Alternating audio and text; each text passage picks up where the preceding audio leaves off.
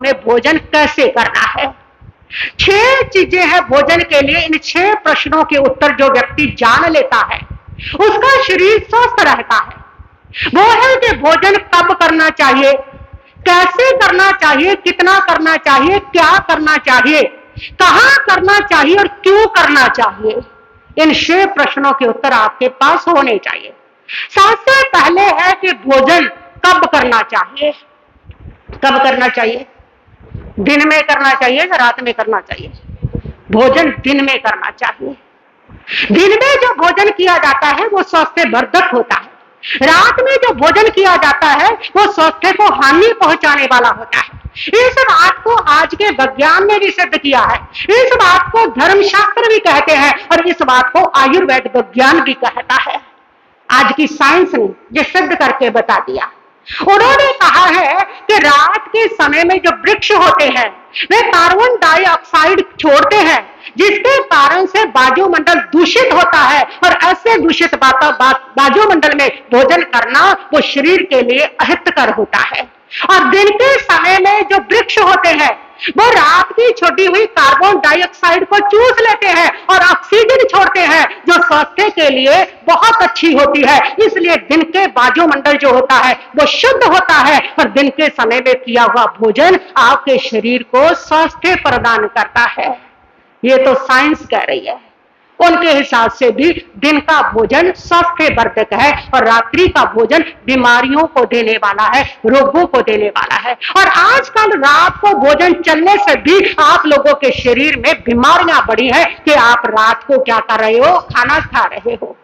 और आयुर्वेदिक कहता है कि भोजन का जो संबंध है आपकी जठर अग्नि से होता है, आपकी पेट की अग्नि से होता है। जिस व्यक्ति की पेट की अग्नि जितनी तीव्र होती है उसको उतना अच्छा भोजन पचता है और जिसको अग्नि मंद होती है उसको भोजन पचता नहीं है।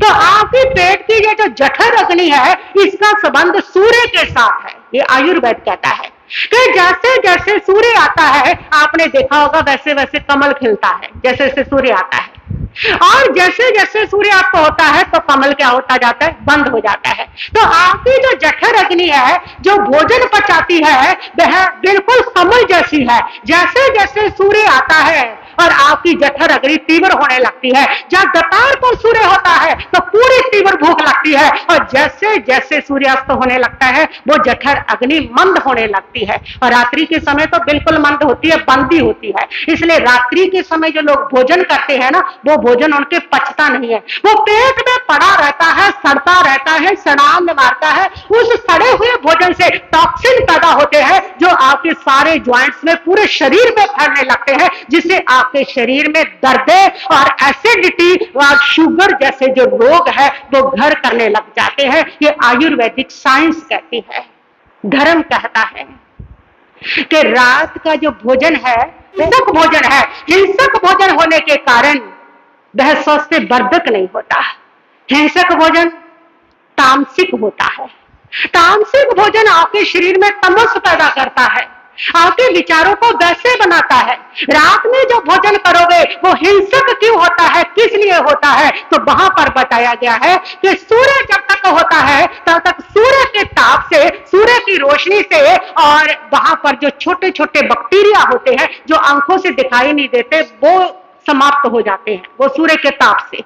रात्रि के समय जब सूर्य नहीं होता, आकाश मंडल से पूरे सूक्ष्म जीवों का एक झुंड बैक्टीरिया का उतरता है। जब आप भोजन लेके बैठते हो वो सारे के सारे उसमें आकर के समा जाते हैं, जो आंखों से दिखाई भी नहीं देते वो बैक्टीरिया, और वो सारा जो आपका भोजन है वो हिंसक भोजन बन जाता है, वो अहिंसक भोजन नहीं रहता। तो आपके शरीर को स्वस्थ रखता है अहिंसक भोजन, वो स्वास्थ्य पूर्ण होता है। हिंसक भोजन आपके शरीर के लिए हितकारी नहीं हुआ करता। तो धर्म कहता है रात्रि का भोजन हिंसक भोजन है, इसलिए वो आपके शरीर को रोग देता है, आपके शरीर को बीमारियां देते हैं।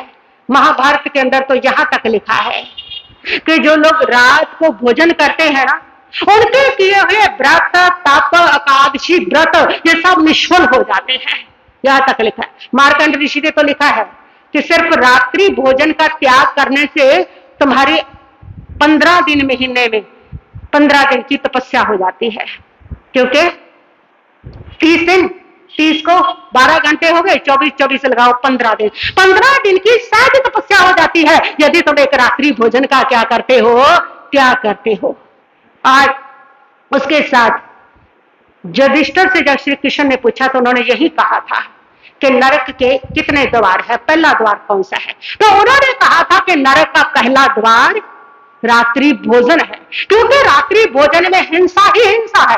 इसलिए यदि आप स्वस्थ रहना चाहते हो तो आपको ये पता होना चाहिए कि कब खाना है, यानी कि आपको रात को नहीं खाना बल्कि दिन को खाना है। दिन का भोजन स्वास्थ्यवर्धक होता है, दिन का भोजन सादा होता है, दिन का भोजन जो होता है वो अहिंसक होता है, इसलिए वह भोजन आपके स्वास्थ्य को बेहतर करता है। पर आज बहुत सारे लोग जागरूक हो गए हैं, बड़े बड़े सेलिब्रिटी वो भी दिन को खाने लगे हैं, रात्रि का भोजन उन्होंने भी छोड़ दिया है, बड़े बड़े सेलिब्रिटियों ने छोड़ा है। बहुत लोग इसकी ओर मुड़ने लगे हैं और पश्चात्य देश जो है वो बहुत ज्यादा फॉलो कर रहे हैं कि सूर्य छिपने से पहले पहले क्या करो, भोजन करो। तो हमें तो कब से ये परमात्मा महावीर ने फार्मूला दिया हुआ है ताकि हमारा जीवन शुद्ध बने, विचार पवित्र बने और हम दिन का क्या करें, भोजन करें। तो पहली बात, भोजन कब करें, यानी कि भोजन हमेशा दिन को करें, रात को भोजन ना करें। और दूसरी बात है भोजन कब करें, ये तो हो गया। भोजन कहाँ करें, कहाँ बैठ के भोजन करना चाहिए। और आजकल आप कहाँ करते हो, क्या करते हो? होटलों में, बड़े बड़े होटलों में जाते हैं, वहां जाके भोजन करते हैं, पार्टियां करते हैं, छोटी छोटी पार्टियां हर वीक में चाहिए हमें, वहां जाकर के करते हैं।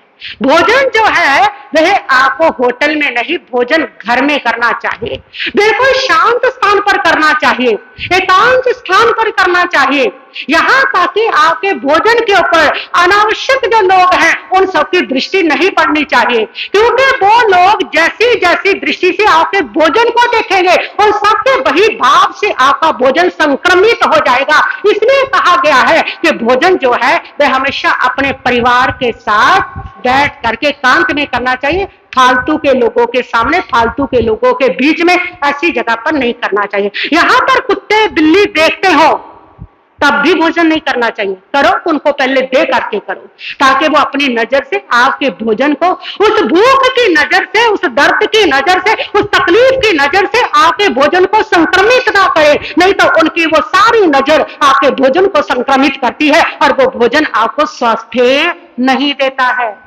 इसीलिए पहले जो बुजुर्ग होते थे अपने परिवार के साथ ही ज्यादातर शांत में एकांत में खाते थे। साधु के लिए भगवान ने कहा है कि जब साधु गोचरी को जाता है ना, तो ग्रस्त के द्वार पर अगर कुत्ता खड़ा है, गाय खड़ा है, भिखारी खड़ा है, तो वो भोजन ना ले।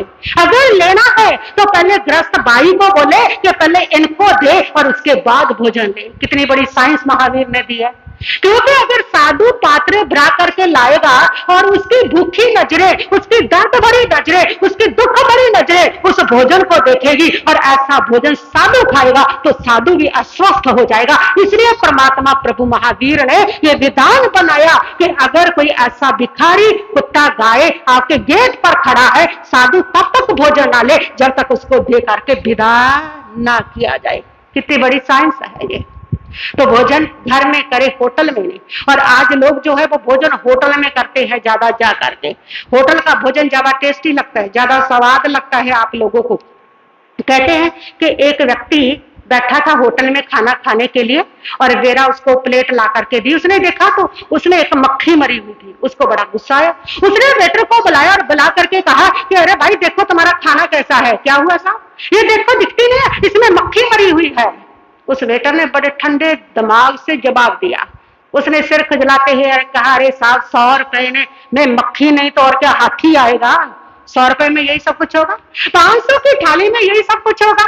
जो होटल वाले हैं उन्होंने तो अपना फायदा देखना है, अपना लाभ देखना है। जब तुम होटल में भोजन करते हो तो वो भोजन जो होता है कभी स्वास्थ्य पूर्ण नहीं होता।